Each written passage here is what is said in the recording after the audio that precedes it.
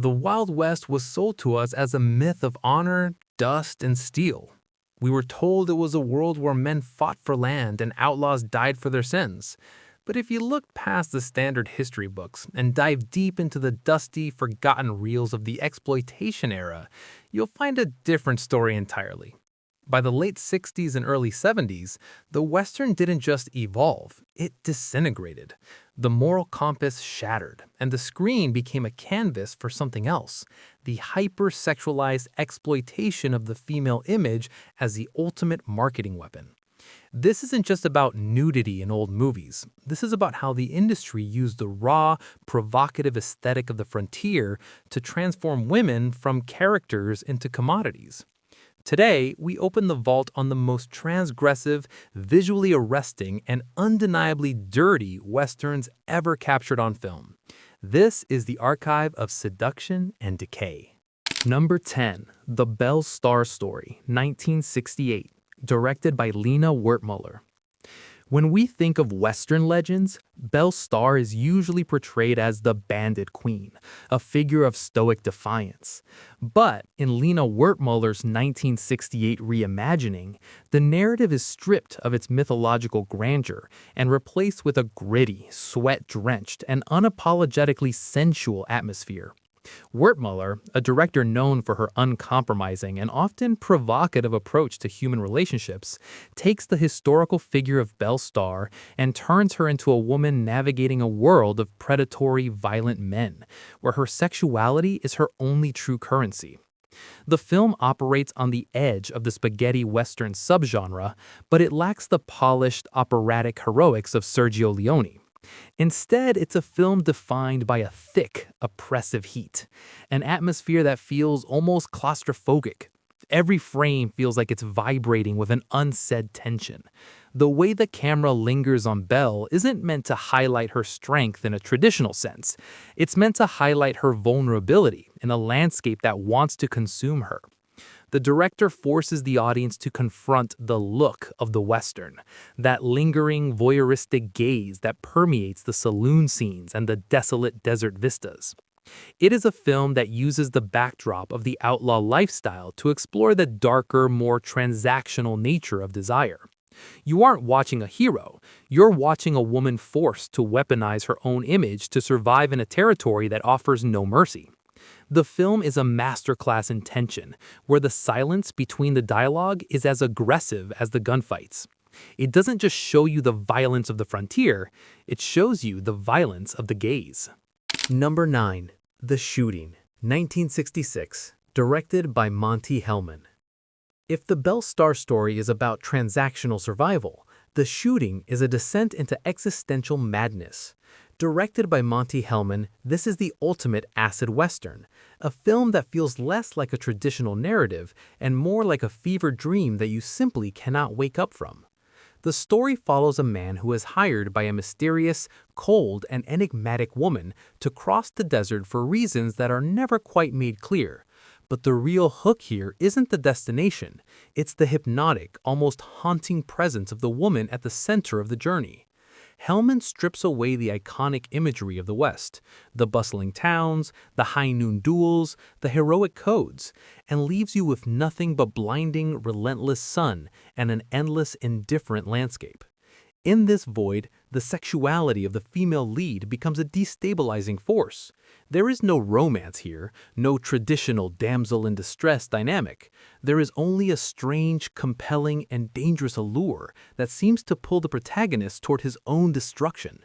The film plays with the viewer's expectations of what a woman's role in a Western should be. She isn't an object to be rescued, she is a catalyst for an inevitable, brutal conclusion. The way the camera captures her presence, often framed against the massive, uncaring rocks of the desert, creates a sense of profound discomfort. It feels as if the landscape itself is reflecting the broken, twisted morality of the characters. This isn't the West of John Wayne. It's a purgatory where the only thing more dangerous than the guns is the hidden agenda of the person leading you into the heat. Watching the shooting is an exercise in paranoia. You start to realize that every lingering shot, every hushed conversation, and every long silent walk through the sand is leading to a reality that is far more unsettling than anything that could be resolved with a simple shootout. It is a film that demands your attention, forces you to question what you are seeing, and ultimately leaves you feeling like you've peered into something you weren't meant to see. Number 8. Lola Colt, 1967. Directed by Klimovsky. If you want to see the exact moment the Western started to pivot toward total stylistic indulgence, you look at Lola Colt. Directed by Klimovsky, this film is a vibrant, neon-soaked fever dream that effectively trades the grit of the prairie for the high-octane aesthetic of European pulp. The title character, Lola, is not just a participant in the violence of the frontier, she is the gravitational center around which every chaotic, explosive event revolves. In most Westerns, the woman is either a domestic anchor or a damsel, but Klimovsky flips this dynamic, portraying her as a high-stakes provocateur who uses her environment and her own image as a weapon in a world that is obsessed with seeing her stripped of her power. The visual language of the film is what truly sets it apart from the more traditional, dusty epics. Every scene is staged with a theatrical flair that feels closer to a cabaret performance than a standard gunfight. The interiors, particularly the saloons and private quarters, are drenched in deep shadows and stark, contrasting lights that emphasize the voyeuristic nature of the viewer's experience. You are constantly reminded that you are watching an object of intense desire who is perpetually on the brink of being exploited. The film is relentless in its pacing, moving from one heightened emotional set piece to the next, with the camera capturing Lola in ways that feel both celebratory and deeply unsettling. It is a work of pure exploitation, yes, but it is executed with a level of visual audacity that makes it impossible to look away. You aren't just watching a story about a woman in the West, you are watching a calculated exercise in how to build a myth around the performer's presence, creating a tension that is simultaneously alluring and dangerous. It is a quintessential piece of the dirty archive, where the lines between the narrative and the raw, unadulterated aesthetic of the genre dissolve completely. Number 7. The Hunting Party, 1971. Directed by Medford. The Hunting Party is a film that feels like a punch to the gut. Directed by Medford, this is a bleak, uncompromising look at the frontier as a place of absolute, brutal predation. The premise is simple and devastating. A powerful, sadistic rancher kidnaps a schoolteacher, essentially turning her into a trophy and a pawn in a game of ego and violence. But what makes this film stand out in the context of our archive is how it handles the victimization of its female lead. Unlike the more surreal or stylistic westerns we have explored, The Hunting Party is grounded in a visceral, uncomfortable reality. It refuses to glamorize the situation or provide the audience with an easy, heroic catharsis. Throughout the film, the camera acts as a cold, indifferent witness to the degradation of the protagonist, highlighting the horror of her entrapment within a landscape of men who view her primarily as an object to be possessed or destroyed. This is a film about the gaze in its most aggressive form. You feel the constant, heavy presence of the men watching her, their desire mixed with a profound, terrifying entitlement.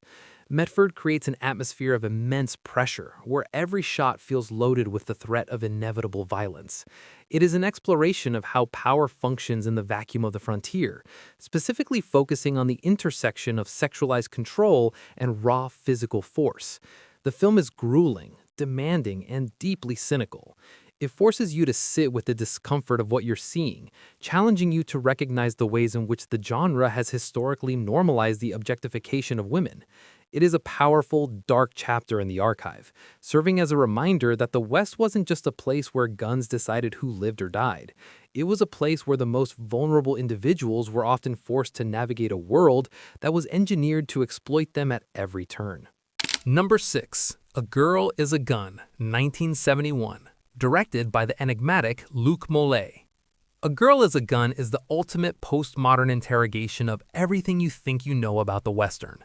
Directed by the enigmatic Luc Mollet, this film doesn't just borrow from the genre, it dismantles it, reassembles it, and presents it back to you as a surreal, erotically charged, and deeply cynical puzzle. The plot, if you can call it that, follows a young man who becomes obsessed with a mysterious woman, but any semblance of a traditional linear journey is quickly abandoned. Instead, the film operates on a plane of pure distilled obsession, where the desert landscape serves less as a physical setting and more as a reflection of the protagonist's disintegrating psyche. The sexuality in this film is not the overt, exploitative kind you might find in a standard B-movie Western. It is far more dangerous because it is intangible. The protagonist is caught in a web of desire that feels increasingly predatory, yet the woman at the center of his obsession, the girl of the title, remains an elusive, powerful, and utterly inscrutable force. She isn't there to be saved. She isn't even truly there to be interacted with. She is an icon, a symbol of everything the man cannot possess, and her presence turns the Western into a fever dream of longing. The camera work in A Girl is a Gun is deliberately jarring, using odd angles and long, uncomfortable silences to heighten the sense that we are watching a ritual rather than a movie. It plays with the viewer's desire to categorize what they are seeing, challenging you to find meaning in a world where logic has been replaced by raw, uninhibited impulse. It is a film that refuses to be tamed, just like the woman who anchors it. By the time you reach the end, you aren't sure if you've watched a tragedy, a romance, or a complete collapse of reality. It stands as a testament to the fact that when you strip a genre of its rules, what you are left with is a pure, unfiltered essence of human want. And that is a terrifying thing to witness. Number 5. Fandango, 1970, directed by John Hayes. If you want to understand the true, unvarnished, dirty side of the Western archive, Fandango is an essential stop. Directed by John Hayes, this film is a wild, chaotic, and often transgressive piece of exploitation cinema that feels like it was dragged out of the deepest, darkest corner of a forgotten film library. Set in a version of the West that feels less like a historical place and more like a lawless playground for the cruel and the desperate, the film focuses on a series of vignettes that lean heavily into the taboo. This is a movie that doesn't just touch on the objectification of women, it centers its entire narrative identity around it, using the desert as a stage for a series of encounters that are as grotesque as they are compelling. What separates Fandango from other films in this list is its total lack of shame. It isn't trying to be an artistic Western, it is trying to provoke, to shock, and to titillate in equal measure. The camera captures its subjects with a raw, almost invasive intimacy, turning every scene into a confrontation between the viewer and the screen. The women in the film are forced into positions of extreme precarity, their agency constantly undermined by a world that views them as obstacles, prizes, or playthings. The tension in the film comes from this constant threat of violation, not just by the characters, but by the film's own perspective. It is a grueling experience that doesn't care if you find it offensive. In fact, it thrives on that discomfort. Every frame is saturated with the feeling of sun-drenched decay, a sense that everything here is rotting from the inside out. By the time you finish Fandango, you feel like you've been allowed to witness something that was never meant to be seen by a general audience. It is an unapologetic, gritty, and fiercely uncompromising artifact of the exploitation boom, serving as a dark mirror to the sanitized version of the West that mainstream cinema spent decades trying to sell us. It's not a film you enjoy. It's a film you survive. Number 4. Dirty Western, 1975, directed by Giuseppe Rosati. Dirty Western is exactly what its title suggests. An unapologetic piece of exploitation cinema that functions as a brutal mirror held up to the genre's most base instincts. Set against the backdrop of a decaying frontier, the film eschews the romanticism of the traditional Western entirely, replacing it with a relentless, gritty obsession with power and the subjugation of the female form. In this world, there is no moral center. There is only the constant, grinding friction between those who hold the guns and those who are subjected to the whims of the men who carry them. The camera in this film doesn't just observe, it scavenges, lingering on moments of vulnerability and turning the concept of the damsel into a cruel performative spectacle. What makes dirty Western feel so deeply unsettling is its clinical detachment. It doesn't attempt to justify its portrayals of sexualized peril with dramatic stakes or noble quests. It presents the exploitation of its female leads as the default state of existence in the West. Every frame feels heavy with the dust of the frontier and the stench of moral bankruptcy. The pacing is deliberately suffocating, designed to make the viewer feel the claustrophobia of a world where there is no escape from the predatory gaze of the antagonist. It is a film that weaponizes its own dirtiness, using the low-budget, raw aesthetic of 1970s exploitation to bypass the viewer's defenses. You are forced to witness how the genre transforms the human body into a plot device, a commodity to be discarded or possessed. By the time the film reaches its grim, inevitable conclusion, you are left with a profound sense of unease, not because of what happened on screen, but because of how easily the film forces you to inhabit a perspective that views human suffering as mere entertainment. It is a dark, necessary reminder of how far the Western was willing to go to maintain its hold on a male-dominated audience. Number 3. Brand of Shame, 1968. Directed by John Hayes. Brand of Shame, sometimes infamously circulated under the title Nude Django, is perhaps the ultimate case study in how far the exploitation Western could push the boundaries of decency to capture the attention of a bored, jaded audience. Directed by John Hayes, this film isn't just an outlier, it is a manifestation of the era's darkest marketing impulses. The premise is threadbare, serving only as a thin veil for a relentless series of encounters and sequences designed specifically to shock the viewer. In the context of our archive, this is the moment where the Western becomes unrecognizable, shedding its narrative skin to reveal a core of pure, unadulterated provocation. The film operates on a level of aggression that is genuinely rare. The way it treats its female characters is not merely objectifying. It is designed to be abrasive, using the tropes of the Western, the lonely saloon, the violent showdown, the harsh desert, to frame scenes that are explicitly built around the exposure and vulnerability of the women involved. There is no attempt at subversion here, no artistic commentary on the nature of the gaze. There is only the cold, hard ambition to sell a ticket through sheer, unvarnished audacity. The cinematography is functional, even crude, which only adds to the sense of dirty realism that the film cultivates.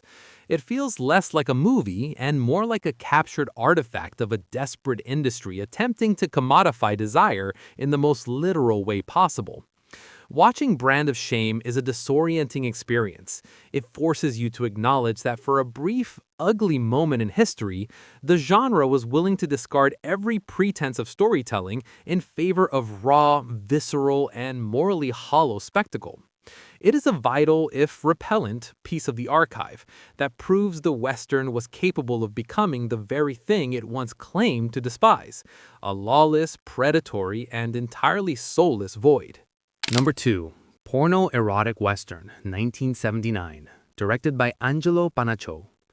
If Brand of Shame pushed the boundaries, porno erotic Western exists entirely outside of them. Directed by Angelo Panaccio, this film is the point where the Western genre officially ceases to be a narrative form and becomes something else entirely, a raw, unfiltered conduit for the exploitation of the female form. In this desolate, scorched earth landscape, the plot, if we can even call it that, is nothing more than a flimsy scaffold designed to prop up a series of sequences that are as provocative as they are repetitive. It is a work of extreme cynicism, a film that doesn't care about the legacy of the Western or the craft of storytelling. It only cares about the immediate, visceral reaction of its audience. The camera here isn't capturing drama, it's harvesting imagery.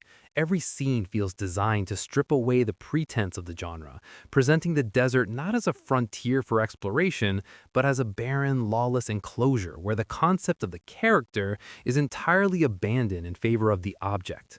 The film is exhausting in its audacity, utilizing the iconography of the West, the Stetson, the dusty trail, the isolated shack, to create a sense of mounting unease.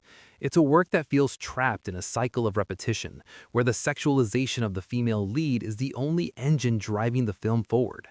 Watching porno erotic Western is an exercise in endurance. It forces you to confront the absolute bottom of the barrel, a place where the cinema of the frontier was hollowed out and turned into a weapon.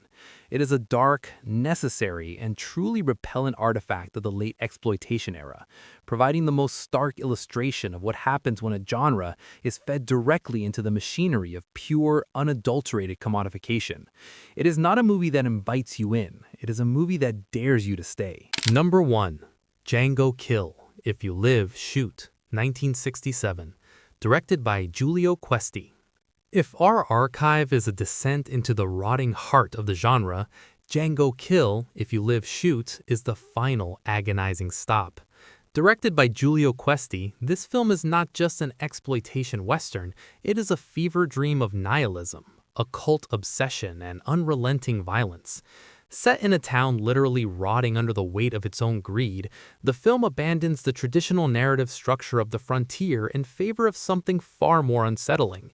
The characters aren't motivated by honor or survival, they're driven by a sick, masochistic compulsion that permeates every scene. In this world, the female image is not just exploited, it is caught in a ritualistic suffering that serves as the film's darkest, most provocative centerpiece.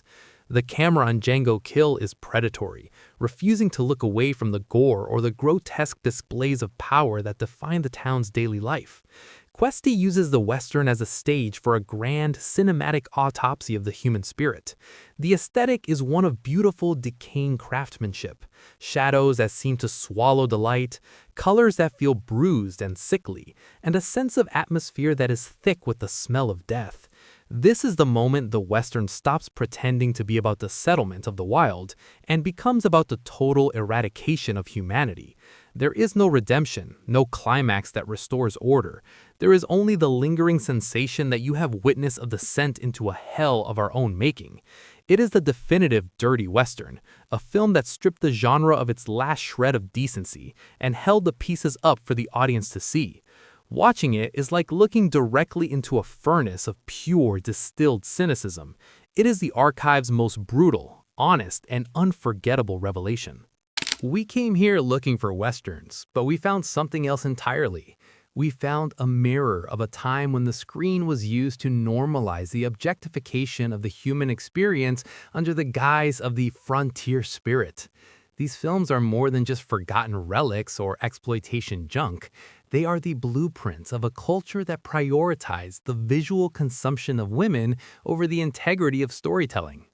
When you strip away the sunsets and the dusty saloons, you are left with a stark, unsettling truth.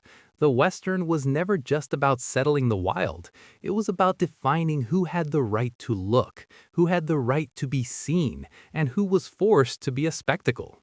The archive isn't closed. These images still echo in our media today, transformed and updated, but fundamentally the same. The question isn't whether these films were right or wrong. The question is why we are still so obsessed with the world they built. Consider this vault locked, but the ghosts of these images remain. Watch carefully the next time you see the past projected on a screen. You might just recognize the same old tactics, wearing a brand new disguise.